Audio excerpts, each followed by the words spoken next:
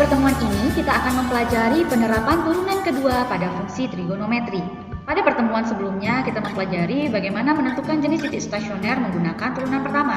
Ternyata kita bisa juga menggunakan uji turunan kedua untuk dapat menentukan titik stasioner kita merupakan titik balik maksimum, minimum, ataupun titik belok. Nah, bagaimana caranya? Kita lihat langkah-langkah berikut ini. Yang pertama, kita tentukan titik stasioner menggunakan syarat bahwa turunan pertamanya sama dengan 0. Maka kita akan memperoleh titik stasionernya adalah X sama dengan C.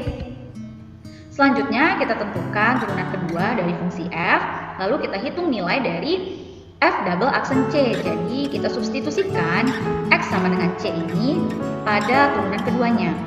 Hingga kita akan peroleh beberapa kemungkinan hasilnya. Bisa jadi kita peroleh bahwa nilai turunan keduanya besar dari 0. Jika nilainya besar dari 0, maka kita akan peroleh CFC adalah titik balik minimum. Sementara, jika kita peroleh nilai dari turunan keduanya itu kecil dari 0, maka titik CFC merupakan titik balik maksimum. Nah, jika kita peroleh bahwa turunan keduanya jika disubstitusikan dengan C akan sama dengan 0, maka kita akan peroleh bahwa CFC itu titik belok. Dengan sebelumnya kita cek dulu di turunan pertama. Apakah benar nilai turunan pertamanya untuk X yang lebih kecil dari C bernilai negatif dan X yang lebih besar dari C bernilai negatif. Juga apakah mungkin positif untuk X yang lebih kecil dari C dan positif lagi untuk X yang besar dari C. Yuk, kita lihat contoh soal berikut ini. Nah, kita perhatikan contoh berikut ini. Kita akan menentukan titik stasioner dan jenisnya menggunakan uji turunan yang kedua. Nah, yang pertama kita perlu menentukan dahulu titik stasionernya. Nah, caranya bagaimana? Kita gunakan turunan pertamanya. Jika F aksen X sama dengan 0, kita bisa tentukan titik stasionernya. Kita punya X kita adalah setengah X ditambah sin X. Maka turunannya adalah setengah ditambah turunan dari sin itu adalah cos X sama dengan 0. Atau cos X sama dengan min setengah. Nah, kita tahu bahwa nilai cos X yang sama dengan min setengah adalah cos 120. Sehingga nilai X yang menjadi adalah plus minus 120 ditambah K dikali 360. Nah, dengan menggunakan persamaan trigonometri kita peroleh nilai X yang menjadi itu adalah 120 atau X sama dengan 240. Ini adalah nilai absis untuk titik stasioner kita. Nilainya bagaimana? Selanjutnya kita akan menentukan nilai stasionernya. Untuk X yang sama dengan 120, maka nilai Y-nya atau F dari 120 ini akan sama dengan, kita harus kembali ke persamaan awal, yaitu setengah dari 120 derajat ditambah sin 120 atau sama dengan 1 ditambah sin 120 ini adalah setengah akar 3. Sementara untuk X yang 240, maka F 240 nilai fungsinya adalah setengah dikali 240 derajat ditambah sin 240 atau sama dengan 120 dikurang setengah akar 3. Maka kita peroleh titik stasionernya adalah 120 derajat 60 derajat ditambah setengah akar 3 dan 240 derajat 120 derajat dikurang setengah akar 3. Nah, bagian yang pertama untuk titiknya sudah dapat. Sekarang kita akan menentukan jenis dari titik stasioner. Nah, kita akan menemukan jenis titik stasionernya menggunakan uji turunan yang kedua. Nah, kita tahu tadi F aksen X kita adalah setengah ditambah cos X, maka F double aksen saya akan menjadi turunan dari setengah itu 0 dan turunan dari cos X itu adalah min sin X. Sehingga kita uji ke titik kita. Jadi untuk X sama dengan 120 derajat, maka F double aksen 120 adalah minus sin 120 atau nilainya sama dengan minus setengah akar 3. Nah, sementara untuk X sama dengan 240, maka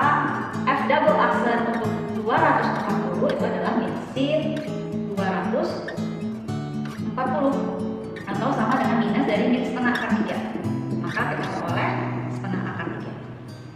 Kalau kita perhatikan nilai f double aksen untuk 120 ini nilainya lebih kecil dari 0. Sementara untuk 240 nilainya besar dari 0. Kita tahu berdasarkan definisi tadi, jika nilai pada turunan keduanya kecil dari 0, maka titik 120 60 derajat ditambah setengah akar 3 ini merupakan titik balik maksimum. Sementara jika nilai turunan keduanya lebih besar dari 0, maka kita peroleh 240 120 derajat dikurang setengah akar 3 ini merupakan titik balik sehingga sudah kita peroleh titik stasioner beserta dengan jenisnya. Yang kedua, kita akan dapat menentukan selang kecekungan kurva menggunakan turunan kedua. Jika kita perhatikan pada kurva ini dari interval A sampai B, di mana C ini adalah nilai X untuk titik stasionernya, maka kita lihat bahwa jika setiap garis singgung yang kita bentuk pada kurva itu berada pada atas kurva, maka kita lihat bahwa pastilah fungsi itu cekung ke bawah. Sementara jika kita membentuk garis singgung pada kurva dan ternyata yang kita peroleh garis singgungnya berada di bawah kurva, maka kita dapat lihat bahwa kurva tersebut cekung ke atas.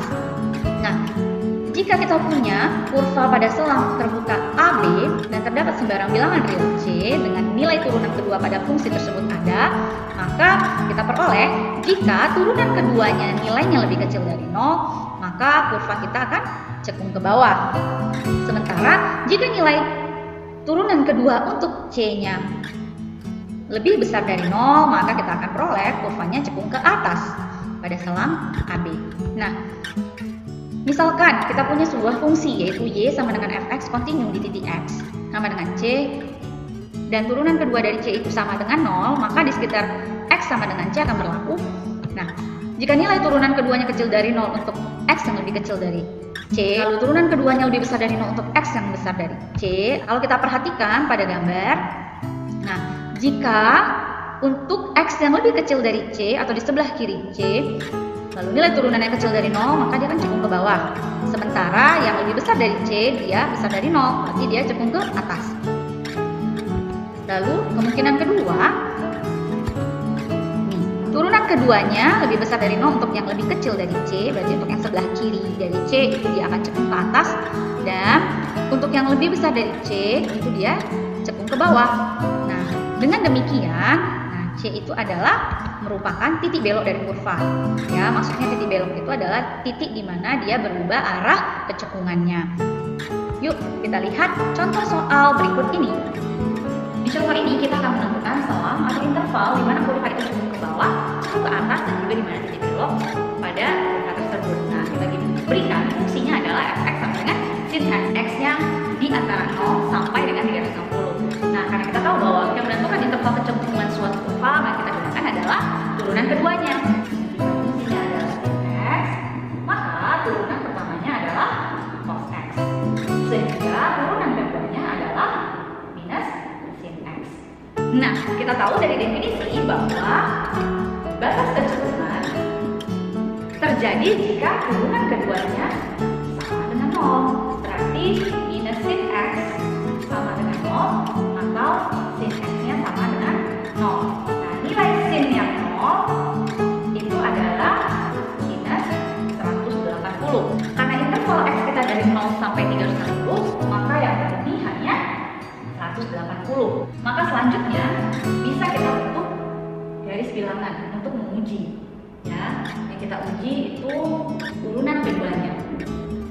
Nah, dari 0 sampai 360, lalu kita punya x-nya adalah 180. Nah, kita uji pada interval yang pertama dari 0 sampai 180. Pada interval ini kita akan uji pada x sama dengan 90 derajat. Maka turunan kedua pada 90 derajat itu adalah minus sin 90. Nah, minus dari sin 90 itu berapa? Sama dengan minus 1. Nah, kita tahu bahwa nilainya di sini kecil dari 0. misalkan kita ambil X-nya adalah 270. Maka turunan kedua untuk 270 sama dengan minusin 270. Berapa nilainya? Sama dengan 100 atau nilainya besar dari 0. Maka diperoleh pada interval. Nah, yang pertama kita punya intervalnya dari 0 sampai 180 derajat ini nilainya kecil dari 0, maka kurvanya cenderung ke bawah.